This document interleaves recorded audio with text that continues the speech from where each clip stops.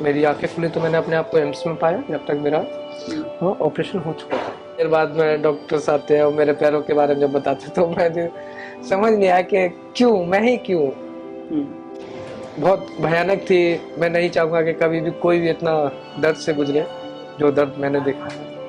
जिंदगी आपसे कुछ छीन रही है और आप जिद में है कि नहीं, पाना ही पाना है मुझे। जब हम चलते हैं तो कभी गिरते हैं, कभी ठोकर भी लगती है, कभी कहीं गड्ढा भी मिल जाता है तो कहीं पहाड़ भी मिल जाता है, लेकिन रुकना नहीं होता है। कभी भी किस पल भी बदल सकता है, तो हिम्मत नहीं हारनी। भाई कछुए की चाल, अरे उससे भी धीमे चलो, क्या फर्क पड़ रहा है, लेकिन चलते रहो। इतना मुश्किल भी नहीं है कि किसी से ना हो पाए, और इतना आसान भी नहीं है कि यूं ही हो जाए। कहते हैं प्रतिभा किसी की मोहताज नहीं होती। प्रतिभा के सामने हर बड़ी समस्या या बड़ी से बड़ी समस्या भी जो है वो नहीं नजर आती हैं। इसका सटीक उदाहरण आज हमारे साथ है। इस उदाहरण से आपको मिलवाएंगे जो आज देश में एक नई उम्मीद का सूरज बनकर उभरा है, और इनका नाम भी है सूरज। सूरज तिवारी हमारे साथ हैं। यूपीएससी एग्जाम में 917वीं रैंक हासिल कर बहुत लाखों करोड़ों युवाओं के लिए एक नए उम्मीद का सूरज बने हैं सूरज। और सूरज से जानेंगे इस पूरे सफर के बारे में। आपको साथ ही बता दें कि सूरज की जो स्टोरी है, सूरज की जो ये पूरी की इंस्पिरेशनल स्टोरी है, ये आज लोगों के लिए एक बड़ी ही इंस्पिरेशनल स्टोरी बनकर सामने आई है। एक हादसे में, कुछ सालों पहले एक हादसे में अपने दोनों पैर गवा दिए, एक हाथ गवा दिया, एक हाथ की 2 उंगलियां गवा दी। उसके बावजूद भी वो उम्मीद नहीं छोड़ी कि बड़ी से बड़ी समस्या भी इनके सामने खुद नतमस्तक हो जाए, हार मान ले। सूरज से बात करेंगे। सूरज, कैसे हैं आप? मैं बहुत अच्छा हूँ। कैसा लग रहा है? सबसे पहला सवाल। मैं आपको बताऊं तो मैं बहुत ज्यादा खुश हूँ जी। और मेरी खुशी मैं अभी शब्दों में नहीं जाहिर कर सकता हूँ कि मैं कितना खुश हूँ जी। जो पल के लिए मैं रात रात भर जागा हूँ, आज वो पल मेरी आंखों के सामने है जी। तो मैं बहुत बहुत खुश हूँ। हाँ। और जितना मैं खुश हूँ, और तो मुझसे ज्यादा वो लोग खुश हैं जो मुझसे जुड़े हुए हैं। सही। कई रातों को जागकर इस मंजिल को हासिल किया है। सबसे पहले कब ख्याल आया कि चलिए यूपीएससी निकालते हैं? सबसे पहले मुझे रशियन के लिए लाइब्रेरी से कुछ बुक्स चाहिए थे। मेरे कुछ टीचर्स ने बताया कि आपको रशियन के लिए ये बुक्स पढ़नी होंगी। तो पहली बार मैं लाइब्रेरी गया हुआ था। लाइब्रेरी में मेरे कुछ सीनियर्स हैं, तो वो लोग अपना प्रिपरेशन कर रहे थे। देन तो उसमें मेरे भी कुछ सीनियर्स थे, तो वो भी न्यूज़पेपर लेके पढ़ रहे थे। तो मैं गया, अपना बुक लेके आया, फिर उन लोगों ने मुझसे बात किया। मैंने पूछा कि मतलब आपका तो रशियन लैंग्वेज है, फिर ये अदर्स, ये पॉलिटी और ये इकोनॉमिक्स। तो उन्होंने बताया कि हम लोग यूपीएससी की प्रिपरेशन कर रहे हैं। मैं नॉर्मली सुना, फिर अपना चले आए, बुक पढ़ा, फिर यूपीएससी क्या है देखते हैं। तो लैपटॉप खोला, यूपीएससी टाइप किया, एंटर मार दिया। अच्छा, अब तक आपको नहीं पता था कि यूपीएससी क्या होता है? जी। कौन से साल की बात है ये 2019 की। 2019 तक ये नहीं मालूम था, रशियन लैंग्वेज की तैयारी कर रहे थे, कि यूपीएससी क्या होता है। और 2023 में यूपीएससी कैसे होता है ये बता रहे हैं सूरज जी। तो देखा। हाँ। तो पढ़ा मैंने, मुझे अच्छा लगा। मैंने बोला यार ये तो बढ़िया चीज है जी। ट्राई किया जाता, मतलब इस पे तो काम किया जा सकता है। और भी जॉब्स है। मैंने बैंक पीओ का भी फॉर्म फिल किया था, तो उसमें मेरा नहीं हुआ। और मैंने यूपी पीसीएस का भी एग्जाम था, तो मैंने वो भी छोड़ दिया, मैंने वो भी नहीं दिया। मैंने वो फॉर्म तो भरे, लेकिन एग्जाम जो था मन में था कि एक देना है, अच्छे से देना है। हाँ, एक ही बार देना है। हाँ, एक ही बार देना है, मतलब अपना बेस्ट देना है, जो भी बेस्ट है। मैंने 2021 में पहली बार जब प्री दिया, तो उस समय मुझे खुद पता था कि मैं उतना प्रिपेयर नहीं हूँ, क्योंकि उससे पहले कोविड हो चुका था और कैंपस में काफ़ी लंबा प्रोटेस्ट भी हुआ था। तो इस बीच जो था कि उतना ध्यान में जो देना चाहिए वो नहीं दे पाया था। ये आपका दूसरा अटेम्प्ट था? हाँ, ये मेरा सेकंड अटेम्प्ट में, जिसमें मेरा क्लियर हुआ जी। तो 2021 में मैंने अपना पहला अटेम्प्ट किया, प्री का एग्जाम दिया, तो मेरा क्लियर नहीं हुआ। फिर ये पता लग गया कि कैसे होगा, मैं क्वेश्चन पेपर को देखकर उस सबसे बड़ी चीज होती है उस रूम में बैठकर आप 3 घंटे आपके दिमाग में क्या चल रहा है। This is all about to UPSC कि आप वो 3 घंटे बैठकर क्या लिख रहे हैं, ये यूपीएससी है। कुछ नहीं है, वो बहुत बहुत आसान सवाल पूछते हैं। आपसे पूछते हैं महात्मा गांधी जी के बारे में बता दीजिए, तो ये तो जानना हमारा फर्ज होता है ना कि हम अपने राष्ट्रपिता के बारे में हमको पता होना चाहिए। यही यूपीएससी तो वो पूछ रहा है। अब आप लिख रहे हैं, आपके मन में उस समय गांधी जी के लिए क्या है, वो वहां पे छप जाता है। दरअसल जब आपको एग्जाम पेपर देखकर सवाल आ रहे होते हैं तो जाहिर है आसान हो भी जाता है, शायद इसलिए भी आपको ये देश की सबसे मुश्किल जो परीक्षा है वो भी आसान लग रही है।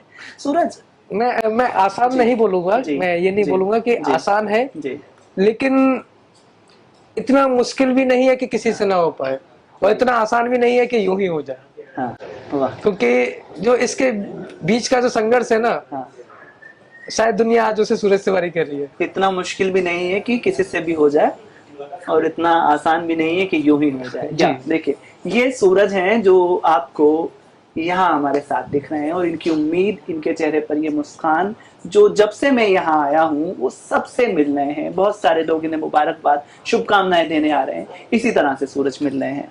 सूरज, एक हादसा हुआ, उसके बाद लोग उम्मीद हार जाते हैं। कैसे ये हादसा हुआ? बड़ा मुश्किल रहा होगा वो पल।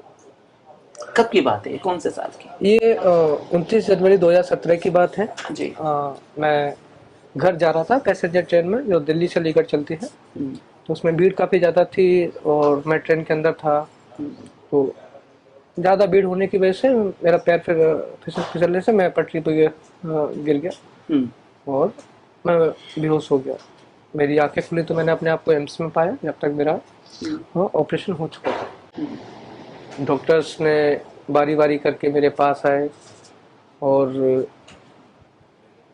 एक एक करके मेरे पहले हाथ के बारे में मुझे बताया कि मेरे हाथ में 2 उंगलियां नहीं रही हैं और परेशान नहीं होना है, ऐसा नहीं होता कि जिसकी उंगलियां नहीं होती तो वो क्या काम नहीं करते हैं। इस तरीके से मोटिवेशन समझाना कि कोई बात नहीं, 2 उंगलियों से फ़र्क नहीं पड़ता है, हमारे इतना बड़ा शरीर है, 2 उंगली नहीं तो क्या है। तो इस टाइप की जो बातें हैं जो कि अभी तक मेरे जहन में है। हाथ के बारे में उन्होंने मुझे बताया, तो मुझे लगा 2 उंगलियां तक तो ठीक थी, अब हाथ भी नहीं है तो दिक्कत है। तो ये सोच रहा हूँ, मेरे मन में अजीब व गरीब ख्याल आ रहे हैं। फिर कुछ देर बाद में डॉक्टर्स आते हैं और मेरे पैरों के बारे में जब बताते तो मैं समझ नहीं आया कि क्यों, मैं ही क्यों, आखिर मैं ही क्यों। फिर मेरी मम्मी जब मुझसे मिलने आई तो वो तो देख के बेहोश हो गई मेरे को, और मेरे और भी रिलेटिव्स मुझे देखने आए तो कोई वहीं बेहोश हो गया, कोई बाहर जाके बेहोश हुआ। मेरा उस टाइम पे ये कंडीशन था जी। पहले तो इमरजेंसी में उन्होंने बोला कि नहीं हम नहीं लेंगे, इसमें कुछ नहीं है। देन रिलेटिव्स के ज़्यादा कहने पर और पुलिस पर्सन जो साथ में थे तो उनके रिक्वेस्ट करने पर तुरंत से उन्होंने फिर देखना स्टार्ट किया। जब लगा कि बच जाऊंगा तो उन्होंने तुरंत ही मेरा ऑपरेशन करना स्टार्ट किया। 6 दिन के करीब मैं आईसीयू में रहा और उसके बाद में मेन वार्ड में आया। वहाँ पर 1.5 महीने तक मेरी लगातार ड्रेसिंग हुई है हाथ पैर के, और ड्रेसिंग होती तो एक पंचिंग मशीन होती है, तो इस तरीके से वो हाथ पे रख के लगाते हैं। तो वो पंच बड़ा वाला पंच होता है, इतना बड़ा वाला जी। तो जैसे आप ये निशान देख रहे हैं ना, ये जो ये उन पंचेस के निशान हैं ये। तो उन्होंने पंचिंग किया तो एक पंच जब लगता था तो पूरा धरती आसमान एक हो जाता था, मतलब पूरा दर्द रहता था, पूरा हॉस्पिटल जो है गूंज जाता था, इतना मतलब आपकी चीख से जी। वो आवाज कहाँ से निकलती थी मुझे नहीं पता, लेकिन शायद बहुत भयानक थी। मैं नहीं चाहूंगा कि कभी भी कोई भी इतना दर्द से गुजरे जो दर्द मैंने देखा है। और कुछ समय के बाद में मेरा पंचिंग निकाला गया, ड्रेसिंग वेसिंग होता है वो चलता रहा। अप्रैल के महीने में मुझे एक जेएनयू के एक भैया हैं वो मिले। उन्होंने मुझे जेएनयू के बारे में बताया, मुझे जेएनयू लेके आए, मुझे किवानी लेके गए और जेएनयू के एंट्रेंस देने के लिए बहुत मोटिवेट किया। मैंने 17 मई और 19 मई को जेएनयू का एंट्रेंस दिया और 20 मई को मैं घर पे पहुंचा हूँ। तो जब घर पहुंचा तो वहाँ तो लोगों की इतनी भीड़ थी मैं बता नहीं सकता। अच्छा, वजह जेएनयू में एडमिशन हो जाना?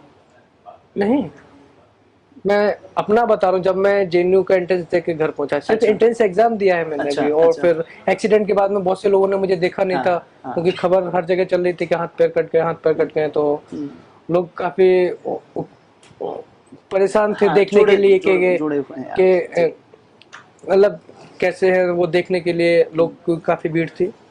और 25 मई को जो मेरा बड़ा भाई था उसकी भी एक 2017 में, हाँ एक एक्सीडेंट में उसकी भी मई ही के महीने में आपके साथ एक और दर्दनाक घटना घटी, जी आपके बड़े भाई का निधन जी। हो जाना। जी उसके बाद इस सफर को तय करना कैसा लग रहा है?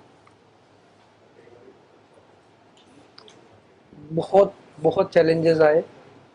फिर जेएनयू का रिजल्ट आया लेकिन मेरा सिलेक्शन नहीं हुआ। एक और बड़ा चैलेंज आ गया कि ये भी नहीं हुआ, अब क्या। देन फिर से पता लगा कि जेएनयू का दोबारा से एंट्रेंस हो रहा है उसी ईयर दिसंबर के महीने में। तो मेरे पास 3 महीने थे तो मैंने 3 महीने प्रिपरेशन किया। मैंने काफ़ी अच्छे से प्रिपरेशन किया। भैया ने जेएनयू से ऑनलाइन क्लासेस लगाई थी सिर्फ स्पेशली मेरे लिए, और मुझे उन्होंने ऑनलाइन पढ़ाया। उनके अलावा और भी जेएनयू के स्कॉलर्स हैं। मैं इंग्लिश में काफ़ी वीक था तो इंग्लिश की उन्होंने पर्सनल मेरे लिए एक दी है, उनसे बात किया आप कि वो रशियन मुझे लैंग्वेज भी सीख रहे हैं? मेरा रशियन लैंग्वेज में मास्टर्स कंप्लीट होने वाला अभी है। आप अपने साथी के साथ रशियन में बात भी कर रहे हैं। इन लोगों को जब कोड वर्ड में बात करनी होती है अपने साथियों के साथ, अभी हमने देखा तो ये हमारे सामने पता नहीं हमारी बुराई कर रहे थे, आपस में बात कर रहे थे, तो रशियन लैंग्वेज में बात कर रहे थे। तो इस तरह से जब हम देखते हैं ना कि कैसे हम लोग इस स्थिति को छोटी छोटी समस्याओं से हम लोग हार जाते हैं, परिस्थिति की मुश्किलें बताकर हार जाते हैं, चीजों को रोक देते हैं। वहां किन परिस्थितियों में सूरज ने इस मुकाम को देश का सबसे कठिन परीक्षा कहे जाने वाले यूपीएससी एग्जाम को निकाला है। मैं आपको सूरज का कमरा दिखाना चाहूंगा। ये आप देखेंगे यहाँ छोटे छोटे आपको स्टिक्स दिख जाएंगे जिन पर सूरज ने जो तैयारी की है उसके नोट्स लिखे हुए हैं। ये किताबें आपको यहाँ दिख जाएंगी। और एक स्टूडेंट हॉस्टल में आप इसके अलावा क्या उम्मीद कर सकते हैं। लेकिन हमें एक और यहाँ चीज दिलचस्प दिखी, यहाँ शिष्य थे तो वहाँ गुरु भी थे। हमारे साथ यहाँ ओजांग सर हमें मिल गए। ओजांग सर यहाँ आए हुए थे सूरज को शुभकामनाएं देने के लिए, मुबारकबाद देने के लिए। और अचानक से जब हमारी मुलाकात हुई तो सर को, सर आप प्लीज यहाँ आ जाएं, सर से हम बात करेंगे कि सर आपसे मुलाकात हुई। 15 बच्चे आपके भी इस साल जो है यूपीएससी क्लियर किया है। सूरज, आपने अब तक सैकड़ों हजारों बच्चे ट्रेंड किए होंगे, दूसरा कोई सूरज मिला सर? मैं तो ये कहूँगा कि हर साल कोई ना कोई ऐसी कहानी निकल कर आती है जो हौसले की कहानी होती है। लेकिन कई चीज़ें इंसान की होती हैं। एक होता है कि आप अपनी लाइफ से कई बार संघर्ष करते हुए बहुत परेशान से हो जाते हैं, लेकिन बस यही कहूँगा कि ये ना सूरज वाकई में सूरज है, बहुत चमकता हुआ चेहरा है। और आप जैसे कहते हैं ना कि लव एट फर्स्ट साइट जिसको देखकर हो जाता है, और एक स्नेह वो वाकई में सूरज के पास है। और नो डाउट ये कहूँगा कि एक के बाद एक दर्द की कहानी अगर देखी जाए कि जिंदगी आपसे कुछ छीन रही है और आप जिद में है कि नहीं पाना ही पाना है मुझे, तो वो नाम सूरज का। नो डाउट एक बहुत अपनापन, साथ ही साथ बहुत इंस्पिरेशनल स्टोरी। और मुझे लगता है कि एक ये जो माध्यम है जो भी हम सब कुछ कर रहे हैं वो इसलिए कर रहे हैं सूरज, ये भी है कि एक तो हमने सफलता पा ली है, एक हमें आने वाले समय में ऐसे बहुत से लोगों को प्रेरित करना है जो अपनी परेशानियों को भूल के रास्ते पर चल पड़े। और सूरज का काम ही होता है अंधेरा खत्म करके उजाला को फैलाना, तो अपने नाम को ये चरितार्थ करे, इसमें कोई कहने वाली बात नहीं है। देखिए यहाँ एक बड़ा जो मायना रखता है इस पूरे मामले का, ये इस पूरे जो है स्टोरी का, जो सूरज की स्टोरी है, वो ये है कि सूरज की जो फैमिली बैकग्राउंड है। कहते हैं कि आईएएस जो इंस्पिरेशंस होते हैं वो अक्सर मैक्सिमम लोग जो होते हैं वो एक बहुत ही नॉर्मल बैकग्राउंड से होते हैं। सूरज के पिता दर्जी हैं और इस दौरान में, जैसे सूरज ने बताया कि 2019 में उन्हें पहली बार पता चला कि यूपीएससी क्या होता है, और 2023 में वो बता रहे हैं कि यूपीएससी कैसे होता है। सर, इस तरह की स्टोरी आपने मुझे अभी सूरज ने बताया कि उन्हें 2019 में ही पता चला कि यूपीएससी भी कोई चीज होती है, उसके बाद उन्होंने जाना कि यूपीएससी क्या होता है, और आज 2023 में हमें बता रहे हैं कि यूपीएससी कैसे होता है। ऐसे स्टूडेंट पहले कभी मिले आपको?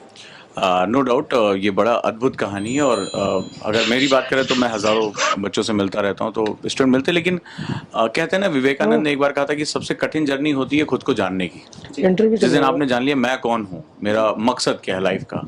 सो एक्चुअली सूरज की कहानी खुद को जानने की कहानी है। अगर आप खुद को जान जाते हैं तो आप रास्ता पकड़ लेते हैं और चल पड़ते हैं। तो सूरज ने भी खुद को रियलाइज़ किया कि लाइफ का मकसद क्या है, और मकसद भी ऊंचा बनाया। तो मैसेज अगर सूरज को मैं डिफाइन करूं एक लाइन में, कि बड़ा सोचो, ऊंचा सोचो, और कभी अपनी लिमिट किसी और को तय मत करने दो।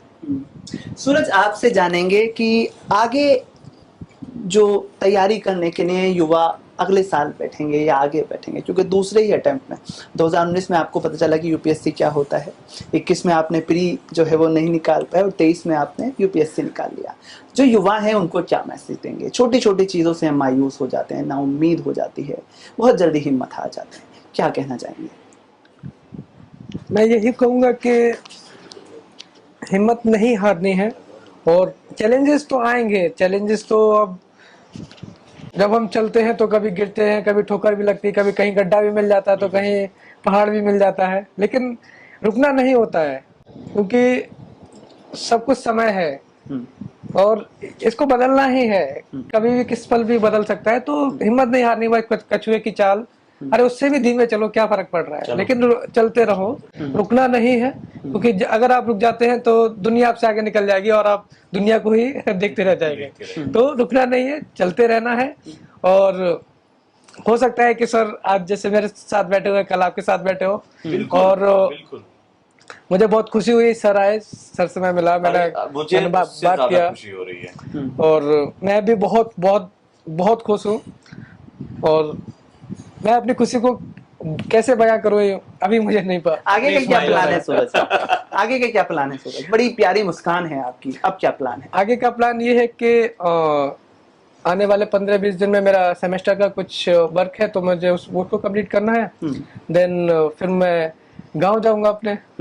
गांव में ढोल ताशों से तैयारियां हो रही होंगी। गांव में तो अलग ही माहौल चल रहा है। हाँ। तो फिर आगे का देखेंगे, इससे आगे का सोचा जब बताया माता पिता को, जब बताया कि मैंने यूपीएससी निकाल लिया, तो पहला रिएक्शन क्या था उनका, कैसा लगा? उनको यकीन ही नहीं हुआ। वो पहले तो गए, आराम से पानी वानी पिया, दोबारा से बताया था, यकीन हुआ। तो देखिए, ये है सूरज की कहानी कि कैसे 2017 में एक बड़े हादसे से दो चार हुए। 2019 में जेएनयू आए, 2019 में ही इनको पता चला कि ऐसा भी कुछ होता है जिसके जरिए यूपीएससी होता है कोई एग्जाम, और उससे आईएएस, पीसीएस, आईआरएस जो है देश की एक इंटेलेक्ट जो क्लास है वो निकलती है। 2019 में मालूम होने के बाद 2021 में उसकी तैयारी की। 2021 में हार जरूर मिली, लेकिन उम्मीद नहीं हारी, और 2023 में देश को एक नया सूरज मिला। आप भी देखते रहें, और जाहिर है आप भी बहुत कुछ जो है सीख जाएंगे हमारी सूरज की स्टोरी से, और जरूर आप नाउम्मीदी और मायूसी से बचेंगे इसको देख।